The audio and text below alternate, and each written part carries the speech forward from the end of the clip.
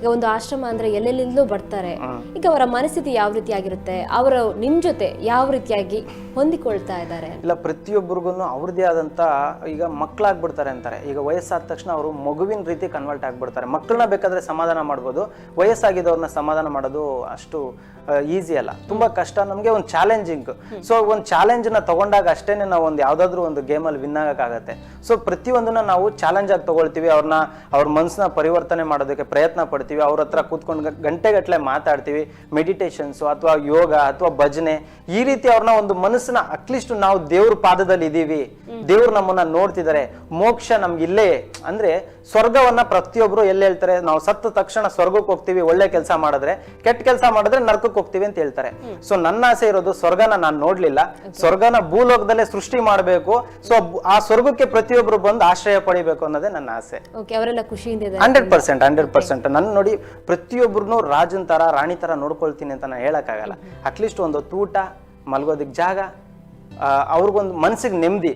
So ಯಾರು ಇಲ್ಲ ಅಂದವ್ರಿಗೆ ನಾನಿದ್ದೀನಿ, ನಾನೊಬ್ಬ ಮಗನಾಗಿ, ತಮ್ಮನಾಗಿ, ಅಣ್ಣನಾಗಿ ಅಥವಾ ಯಾವುದೇ ಒಂದು ಭಾವನೆಯಲ್ಲಿ ಅವ್ರು ನನ್ನನ್ನು ನೋಡ್ಬೋದು. ಸೊ ನನಗೆ ತುಂಬಾ ಖುಷಿ ಕೊಟ್ಟಿದೆ ಈ ಒಂದು ಕೆಲಸ. ಸಾಕಷ್ಟು ಜನರಿಗೆ ಈ ತರ ಕೆಲಸ ಮಾಡ್ಬೇಕು, ಸಾಕಷ್ಟು ಜನ ನಿರಾಶ್ರಿತರಿಗೆ ಯಾರೇ ನೀವು ಪೇಮೆಂಟ್ ಕೊಡ್ತೀನಿ ಅಂದ್ರೂ ನಾನು ತಗೊಳ್ಳಲ್ಲ.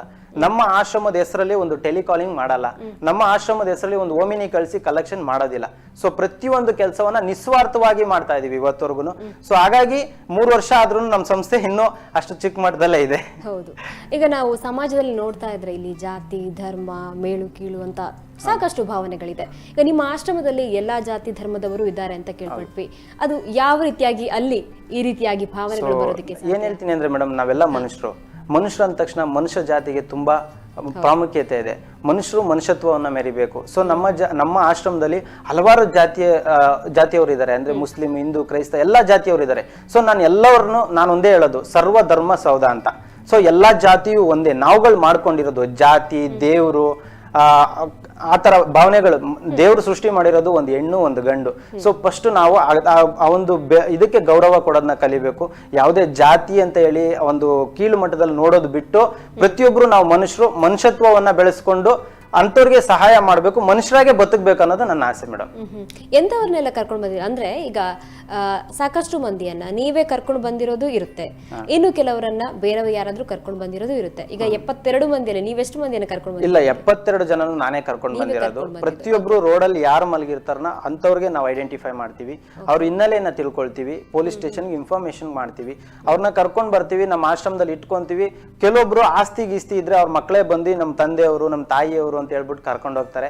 ಸೊ ಸತ್ತ ಮೇಲೆ ಇನ್ನು ಕೆಲವರು ಆಶ್ರಮದಲ್ಲಿ ಇದನ್ನಲ್ಲ ಬಿಡಿ ಅಲ್ಲೇ ಇರ್ಲಿ, ಸತ್ತ ಮೇಲೆ ಬೇಕಾದ್ರೆ ಹೋಗೋಣ ಅಂತ. ಯಾಕಂದ್ರೆ ಸ್ಟೇಷನ್ ನಾವು ಇನ್ಫಾರ್ಮ್ ಮಾಡಿದ ತಕ್ಷಣ ಅವ್ರ ಮನೆ ಪತ್ತೆ ಹಚ್ಚಿ ಅವ್ರ ಮನೆಗೆ ಫೋನ್ ಮಾಡಿದಾಗ ಅವ್ರು ಏನ್ ಮಾಡ್ತಾರೆ, ಬದುಕಿದ್ದಾಗ ಬರೋದಿಲ್ಲ, ಸತ್ತಾಗ ಹಣ್ಣು, ಆಮೇಲೆ ಹೂವ, ಅವರು ಕುಡಿತಿದ್ದು ಎಣ್ಣೆ ಅಥವಾ ಒಂದು ಬೀಡಿ, ಸಿಗರೇಟ್ ಎಲ್ಲ ಹಿಡ್ಕೊಂಡು ಬರ್ತಾರೆ.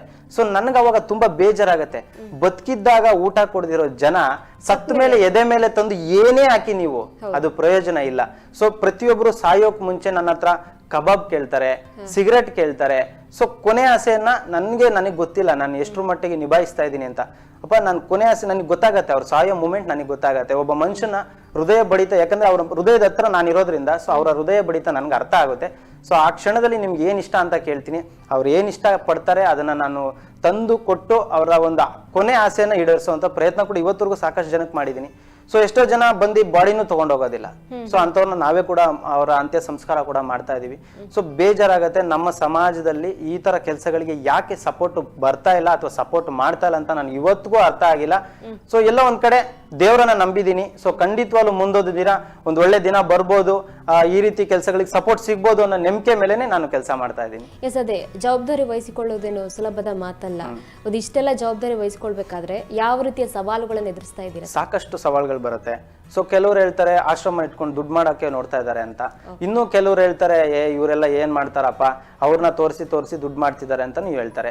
ಸೊ ಇನ್ನು ಕೆಲವರು ಗೌರ್ಮೆಂಟ್ ಫಂಡ್ ಬರುತ್ತೆ, ಲಕ್ಷ ಹೇಳಿದ್ರೆ ಪರವಾಗಿಲ್ಲ, ಖುಷಿ ಪಡ್ಬೋದು, ಕೋಟಿ ಬರುತ್ತೆ. ಸೊ ಕೋಟಿ ಬರುತ್ತೆ, ಇವ್ರಿಗೇನು ಮಾಡ್ತಾರೆ ಅಂತ ಹೇಳ್ತಾರೆ.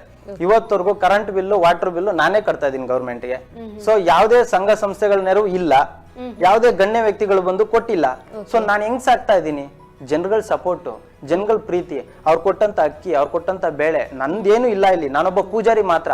ಈಗ ದೇವಸ್ಥಾನದಲ್ಲಿ ಪೂಜಾರಿ ಕೆಲಸ ಏನ್ ಹೇಳಿ, ದೇವರು ಪ್ರಸಾದ ಕೊಟ್ಟಿದ್ದನ್ನ ಪೂಜಾರಿ ಆದವನು ಪ್ರತಿಯೊಬ್ಬರ ಮನೆಗೆ ತಲುಪಿಸೋದು ಅಥವಾ ಪ್ರತಿಯೊಬ್ಬ ಭಕ್ತಾದಿಗಳಿಗೆ ತಲುಪಿಸೋದು. ಅಲ್ಲಿರ್ತಕ್ಕಂಥವರೇ ಭಕ್ತಾದಿಗಳು, ನಾನೊಬ್ಬ ಪೂಜಾರಿ, ಒಬ್ರು ದೇವರಿದ್ದಾರೆ. ಸೊ ಅವ್ರು ಕೊಟ್ಟಿದ್ದನ್ನ ಪ್ರತಿಯೊಬ್ಬರಿಗೂ ಪ್ರಸಾದದ ರೀತಿಯಲ್ಲಿ ಹಂಚೋದು ನನ್ನ ಕೆಲಸ. ಈ ಕೆಲಸವನ್ನ ನಾನು ಮಾಡ್ತಾ ಇದ್ದೀನಿ.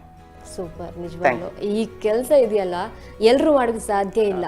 ಆ ದೇವರು ಒಬ್ಬೊಬ್ಬರ ವ್ಯಕ್ತಿಯನ್ನ ಇಂಥದಕ್ಕಂತಾನೆ ಬಿಟ್ಟಿರ್ತಾನೆ ಅನ್ಸುತ್ತೆ.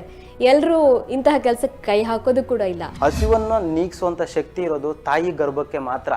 ತಾಯಿ ಗರ್ಭದಲ್ಲಿ ಇರ್ತಕ್ಕಂಥ ವ್ಯಕ್ತಿಗೂ ಮಾತ್ರ ಹಸಿವು ಅಂದ್ರೆ ಏನಂತಾನೆ ಗೊತ್ತಿರಲ್ಲ.